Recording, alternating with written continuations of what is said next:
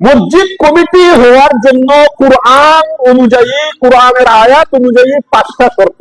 সবাই বলেন কয়টা শর্ত? এই 5 শর্ত শোনার পরে যার যার মনে চায় আইসা মসজিদ কমিটি হয়েছে, কোনো সমস্যা নেই, দরজা খোলা আছে। সারা বাংলাদেশে বলতেছি, সারা বাংলাদেশের মসজিদওয়ালাদেরকে আমি আমার পক্ষ থেকে কোরআন হাদিস অনুযায়ী আমি মেসেজ দিচ্ছি, যার মধ্যে 5টা শর্ত পাওয়া যাবে আপনারা নিজে এসেই বলবেন যে আলহামদুলিল্লাহ আমার কাছে 5টা শর্ত আছে, হুজুর আমাকে রাখেন।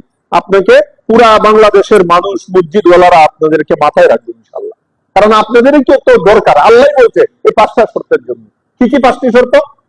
1 নম্বর, আল্লাহ তাআলা বলতেছেন ইন্নামা ইয়ামুরু মাসাজিদাল্লাহ, ওই মসজিদ আবাদ করবে তো তারা, মসজিদের খাদেম হবে তো তারা, মসজিদ নির্মাণ করবে তো তারা। 1 নম্বর হলো মান আমানা বিল্লাহ ওয়াল ইয়াউমিল আখির ওয়া আকামাস সালাহ ওয়া আতাজ যাকাত ওয়া লাম ইয়াখশা ইল্লাল্লাহ। কয়টা শর্ত? বলেন বলেন কয়টা শর্ত? অর্থ তো বুঝেন নাই, অর্থটা বলি।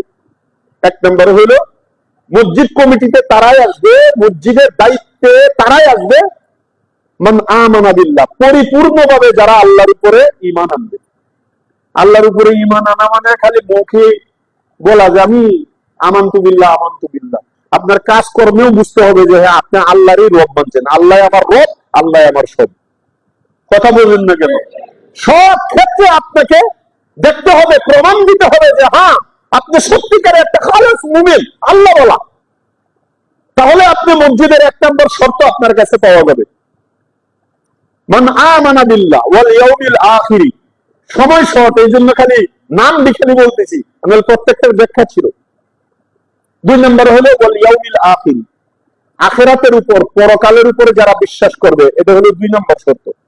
পরকালে বিশ্বাসের অর্থ কি? অর্থাৎ আমি মসজিদ কমিটিতে আসার পরে আমার ভিতরে ভয় থাকতে হবে যে পরকালে তো আল্লাহর সামনে এই মসজিদ সম্পর্কেও আমার হিসাব দিতে হবে। কথা বলে না কেন?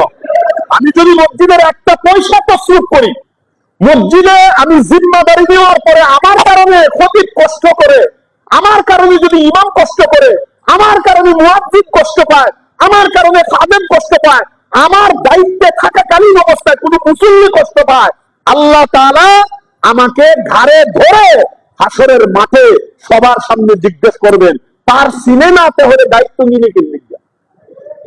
তার বিনাতে হলে দায়িত্ব নিলে কেন? এই কথা জিজ্ঞেস করে বসবে। এই জন্য আখিরাতের উপরে বিশ্বাস রাখতে হবে।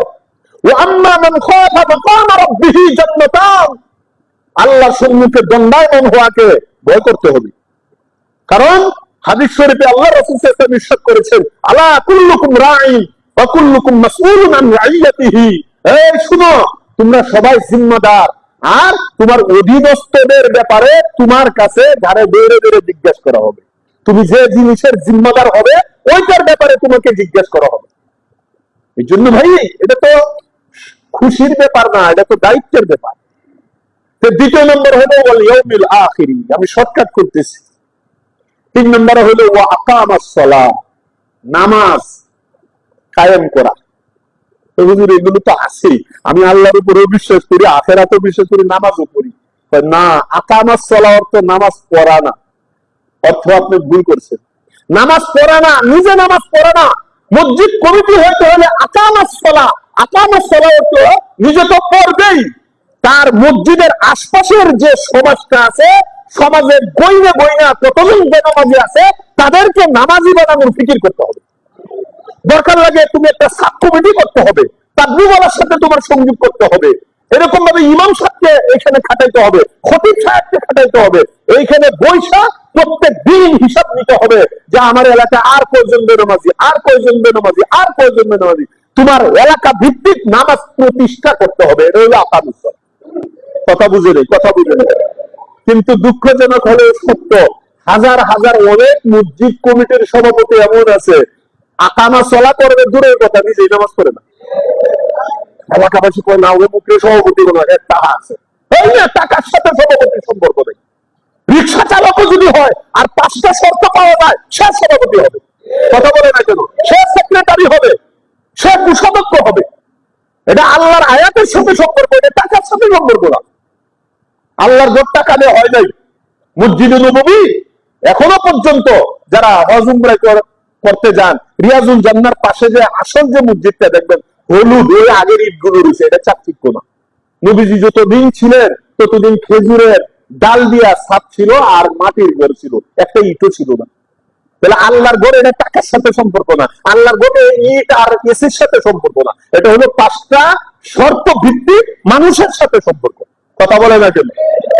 তাহলে আকামাস সালাত মসজিদ কমিটির 3 নম্বর শর্ত হলো কি, নিজে তো নামাজ পড়বেই এবং আশপাশ যেন সব নামাজি হয়ে যায়, এর জন্য অবশ্যই ফিকির করতে হবে, অবশ্যই ফিকির করতে হবে।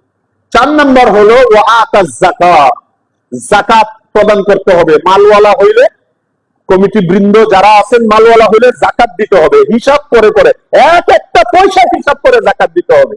কিন্তু আশ্চর্য হইল অনেক মসজিদ কমিটিওয়ালারা বহু বড় লোক, হাজার হাজার কোটি টাকার মালিক, যাকাতের যখন সময় আসে 4,000 টাকার শাড়ি আইনা লাইন দিয়া 5,000 টাকার ফোন উড়াইয়া পরে কয়েকজন মারাও যায়, রোদ যে সারাদিন খাড়া করাইয়া পরে বলে যাকাত আদায় হয়ে যায়, অথচ তার যাকাত আসছে 2 কোটি টাকা, দিছে মাত্র 20,000 টাকা।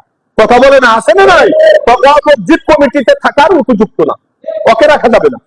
যে যাকাত দিবে না ওকে রাখা যাবে না। আল্লাহ বলতেছেন মসজিদ নির্মাণকারীর জন্য 4 নম্বর শর্ত যাকাত দিতে হবে, একেবারে পাই পাই করে। আর 5 নম্বরটা এটা খুব গুরুত্বপূর্ণ শর্ত। আল্লাহ তাআলা বলেন ওয়ালাম ইয়াখশা ইল্লাল্লাহ, ও আল্লাহ ছাড়া কাউকে ভয় করবে না। তুমি নেতার কথা মানবে না, কোন মন্ত্রীর কথা মানবে না, কোন এমপির কথা মানবে না, কারো কথা মানবে না। হক যে কথা সমস্ত মুসলিমের সামনে দাঁড়ায় বলতে হবে। ওয়ালাম ইয়াখশা ইল্লাল্লাহ, আল্লাহ ছাড়া তার ভিতরে কাহারও যদি ভয় থাকে তাহলে সে মসজিদ কমিটি থাকার যোগ্য না, সে হতে পারবে না। আল্লাহর ভয় ভিতরে যদি থাকে তাহলে তার দ্বারা কোনো আমানতের খেয়ানত হবে না। কথা বলেন না কেন? সে সবসময় চিন্তা করবে এটা আমার জিম্মাদারি, এটা আমার চাকরি না, এটা আমার পদ না, এটা খেদমত।